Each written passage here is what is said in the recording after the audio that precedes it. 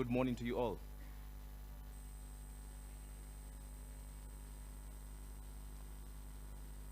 I am excited about this morning because as we speak about digital transformation, we also get to talk about cybersecurity transformation. For the time that I have been with Serianu, I have had a chance to walk the journey across the different facets of cybersecurity. Among them, from the attack side to the... All right, thank you. And my apologies, you know that at the top bottom of my presentation it reads May 2023. My apologies for the time travel. I'll make sure to bring you back to June by the end of the presentation.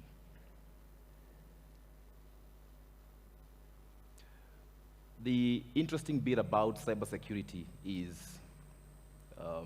as during the introduction, it's one of the trends in the fourth industrial revolution, besides AI, machine learning, cloud computing.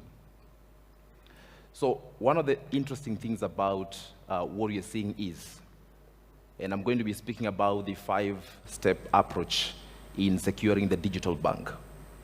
What that means is, for the longest time, cybersecurity has been a technology problem. But as you might appreciate, cybersecurity is not fundamentally a technology problem, but it is a business problem. What does that mean? Every one of us in business, in the financial sector, aims at making an impact, but the attackers are busy. Those of you who might have seen and read in the news on the most recent cyber attacks that we had in the country, you might have taken note of the version of ransomware that targeted one of the institutions, which was Lockbit 3.0, which tells you that an attacker somewhere took time to develop software, malicious in nature, of course, meant to infect a system, but version 1 for some reason might have failed, version 2 might have failed, and version 3 seemed effective. The goal of every attacker is broadly categorized into 3. 1 is to steal data, 2nd is to steal money, and thirdly is to cause sabotage. The impact of that can be the ripple effect of us losing reputation,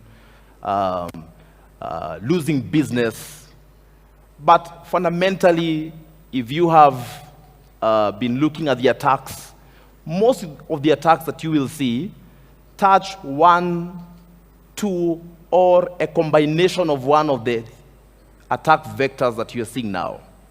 It's either a customer who receives a phishing email telling them we are filing returns, and a customer maybe who receives an email asking them to review their salary, or is somebody who plugs in a device on their devices, and this will continue happening. This is the threat landscape. Interesting conversation that we need to have on how well do we know the attackers and the threat techniques that they are using. The art of war asks that we look at a number of things. One of them is know yourself. So in the financial industry, how well do we know our business, which is likely the biggest leverage that we have against an attacker. Do we know our enemy? Do we know our surrounding? Do we know what our strengths are? And do we know what our weaknesses are?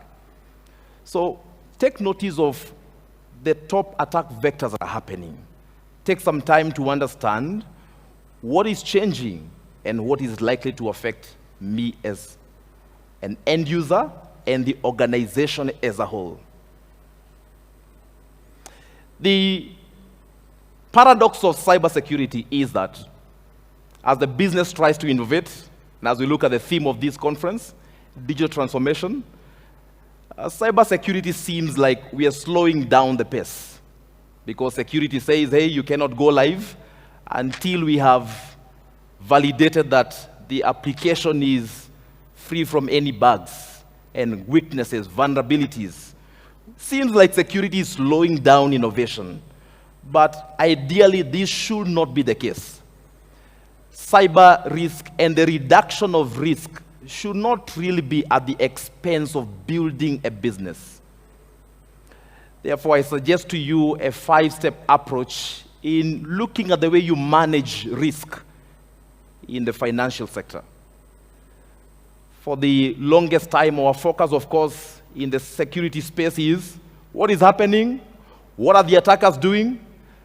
Are we winning? Do we have the latest tools? And the tools go into the controls profile, which I'll be talking about in a bit. But I suggest to step back and start by looking at the business. What are we doing as a business? Because our understanding of the business might be the only leverage that we have against the attacker. Those of you who have got a chance to study the Bangladesh heist case study back in 2016, it is quite coincidentally amazing how the attackers knew when to attack. And they did not attack during the week, they attacked during the weekends and holidays, to the point of the last coin that was sent to some bank, they even knew that sending them to the Philippines was void of any sanctions and follow-up because of the laws of the country. How much do we know about our business? The attacker should never know more about our business, our processes, and what is critical, what are the critical operational activities more than we do. Appreciating what our business profile is, I suggest that we also take some time to understand what our risk profile is. And our risk profile, combination of 3 things. One is every time we bring in a new vendor, every time we onboard new employees, could be an intern, could be an experienced hire, that is changing your inherent risk profile. That risk profile is important in your overall cybersecurity posture. So as you're taking time to think through, how am I doing? There is a new cybersecurity threat actor. There are new attack techniques. Am I vulnerable? What should I do about it? As you think about what to do, don't rush to the technology. Take some time to appreciate what risks you are exposed to. Inherent risk is risk that you haven't assessed. The beauty of it is you can come together as teams. Risk teams can come together, talk to technology teams, talk to audit teams, and ask yourself, what has changed in the business for the last 1 month? Have we employed new people? What does that risk? What risk do we face by doing that? Risk oversight are our accountability structures. What buy-in and support do you have from your board? What's the frequency of the discussions about cybersecurity at the board level? In the 5-level maturity model of assessing the maturity of an organization, are 2 levels we call advanced and leading, and what's unique about them is that every strategic business decision is viewed in the lens of cyber risk. When you want to expand, when you want to go digital, like we are talking about now, and the common denominator of open banking is the democratization of data. What risk does that bring to us as an entity? Hoping that the output of these conversations on risk is we can have some risk scenarios that we can assess and track on a quarterly basis and ask ourselves, are we doing better? Or is our risk profile getting bad every so often? I suggest to you as well, as you're also having conversations on cybersecurity, consider your data profile. Data profile being a look at the data that you have within the organization. We cannot avoid digitizing our processes with the ultimate goal of changing the way the customer looks at us as a business. And key, at the core of that, is data.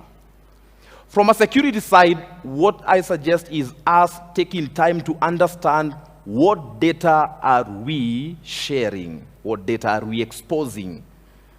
Do we have more transactional data? Is it privacy data? Is it configuration data? Those of you who noticed, was it last year or the year before, when there was a downtime of Facebook, WhatsApp, for some time. It was in October. What was interesting about that downtime is that it was as a result of what they call a BGP routing configuration change. That was not transactional data. It was not privacy data. It was configuration data. Who has access to data that, if changed, would bring down your systems? Take some time, understand where this data sits, who has access to it, when do they access that data, and that begins talking to your data profile.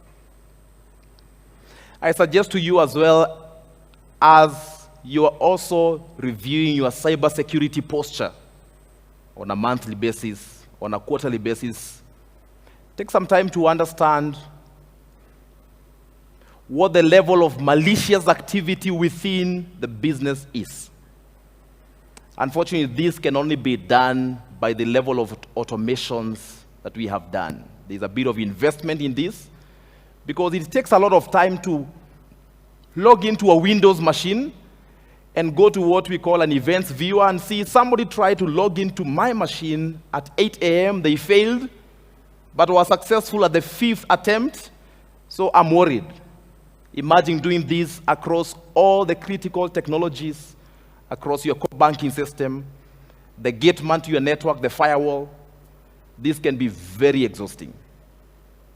So this calls for some investment in technology and automation that can help you answer questions and give you quick metrics to make some decisions. Do you have metrics that can give you, that can help you make a decision on how many incidents did we have in the last 2 months?